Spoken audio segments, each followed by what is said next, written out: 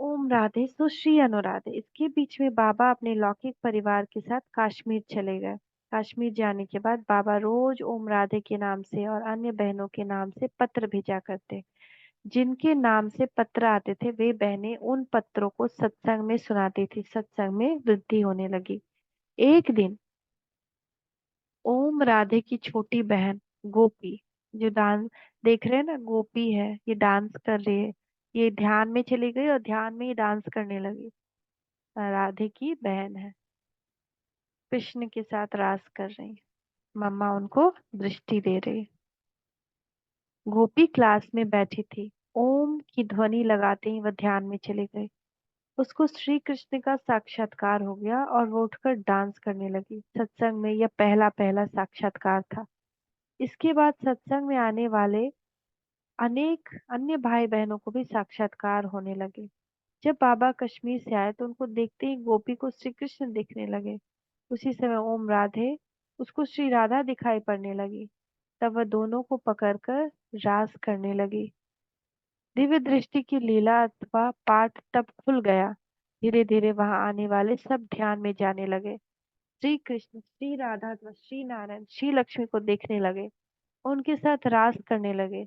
जब मुख से बाबा के मुखारविंद से निकली पवित्रता की बात, बाबा कहने लगे, बच्चे, श्री कृष्ण की राजधानी वैकुंठ में जाना है तो तुमको पवित्र बनना पड़ेगा। जो कन्याएं थी उनको तो कोई समस्या नहीं थी।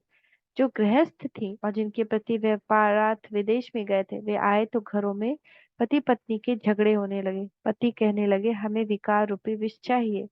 पत्नी कहने लगी, हमने तो परमात्मा को वचन दिया है कि हम पवित्र रहेंगे, हम विष नहीं दे सकती। तो उनके पति सोचने लगे कि आपस में बातें करने लगे कि आखिर यह जादूगर कौन जादूगर आया जो सबको श्री कृष्ण का दर्शन कराता है और उनको पवित्र रहने के लिए करता है।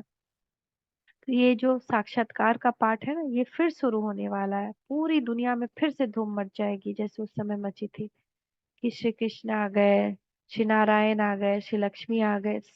जो भी जिनकी तपस्या बहुत सुंदर रहेगी ना, उनके द्वारा हर जगह पर सबको ईश्वर का साक्षात्कार होगा। लेकिन ओम राधे फिर विरोध प्रदर्शन पिकेटिंग आदि शुरू हो गई। लेकिन ओम राधे सत्संग संभालने का अपना कार्य निश्चिंत और अचल होकर करती रही। यह है सन 1936 की बात। कोई पूछता तो बाबा कहते थे कि मैं तो कुछ नहीं करता, ये सत्संग तो उन माताओं कन्याओं का है। सत्संग तो वो कराता है, ऊपर वाला आता है बोलकर चला जाता है, ऊपर वाला जैसा कहेगा मैं भी वैसे करने वाला हूँ, मुझे तो कुछ भी पता नहीं। ऐसे कहकर सबको ओम राधे की तरफ भेज देते थे। हमेशा बाबा ओम राधे को आगे रखते थे। गोपी का साक्षात्कार का पाठ पूरे 1 वर्ष तक चला। बाद में उसको टाइफाइड हुआ और हैदराबाद में उसने शरीर छोड़ दिया। तब बाबा ने सत्संग में जो भी माताएं कन्या आती थी उन सबको शमशान घाट पर भेजा था। है ना, पहले माताओं कन्या को शमशान घाट जाने का ये नहीं था ना।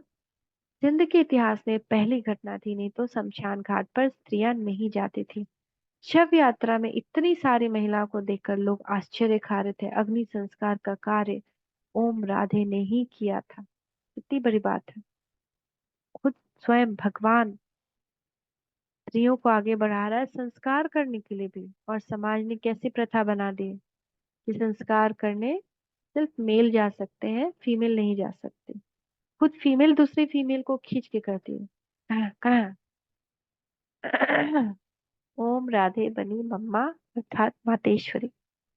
मम्मा 17-18 साल की कन्या थी।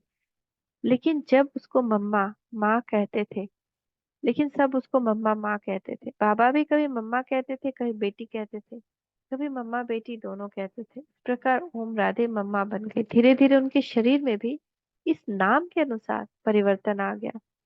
इस बारे में बाबा की लौकिक बेटी दादी निर्मला शांता जी कहती है, बाबा ने मुझे मम्मा के पास रखा था, मम्मा ही मेरी संभाल करती थी। मैं छोटी होने के कारण बाबा ने सोचा होगा कि इसको लौकिक माँ माँ की याद ना आए, इसलिए मम्मा के पास रखा। बाबा ने मुझे एक बार कहा, तुम्हारी पालना ओम राधे करती है, इसलिए यही तुम्हारी मम्मा है। तब से मैं ओम राधे को मम्मा कहने लगी। तब तक सब उनको ओम राधे ही कहते थे। मैंने ही सबसे पहले मम्मा नाम से पुकारना आरंभ किया।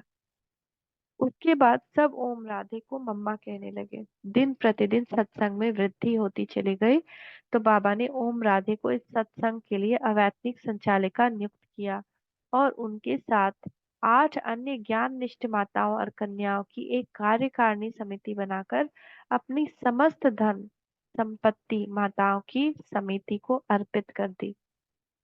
मम्मा का पुरुषार्थ। मम्मा के व्यक्तिगत पुरुषार्थ के बारे में एक अति महत्वपूर्ण है कि मम्मा को एकांतवास बहुत प्रिय लगता था। वो रोज 2 बजे उठकर बहुत प्यार से बाबा को एकांत में याद करती थी।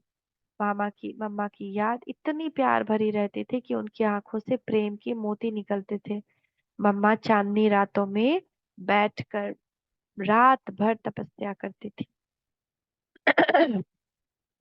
फिर कल जाते हैं मम्मा यशोदा माता के पास। ओम शांति, ओम शांति, ओम शांति।